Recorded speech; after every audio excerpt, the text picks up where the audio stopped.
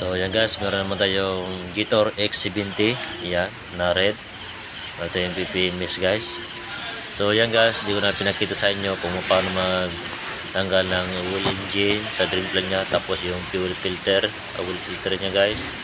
Ayan, so pang mabilis lang to guys. So hindi ko na pinakita. So yan po yung kanyang oil engine, yan. Dinalagay ko po lang sa kanyang engine guys, sa oil filler cap. So tapos na, so pang mabilisan lang guys kasi ako rin nag-video. So tapos na guys. Yan naman yung kanyang oil filter, cherry din yan guys. So yan naman yung pagre-reset natin sa ating scanner. Ayan guys, so naka-on na yan. So ikuha natin ng Gitor. Ayan, so matagal din. Ayan guys, nakita nyo yung tools, yan. Kaya lumalabas yan sa preventive maintenance niya. So kailangan natin i-reset yan para panibago naman guys ng 10,000 kilometers. Ayan guys, so magpunta sa health report, tingnan natin kung meron bang mga problema ng mga fault codes. So naging normal naman guys. So dyan nato sa special function, punta sa reset.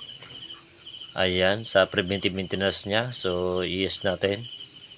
Ayan, so nawala na ang kanyang tools sa kanyang dashboard. Ayan, so na-reset na guys. So ito guys, hindi na po to pwede ma-reset sa manual lang, kung kailangan ito ng scanner sa Gitor. Ayan, so kinalahit guys. So ayan na. So ayan na, pinandar ko na yan guys para makita kung sakto ba yung label nating oil engine guys. Kita ninyo. So bubunutin ko na yung dipstick nya kung tama ba yung oil label nya.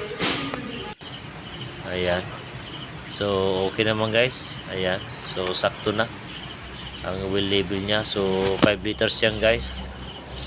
Ang kanya 4.5 guys. So maraming salamat po sa mga suporta sa aking YouTube channel. Marius lang po yan. Bye bye.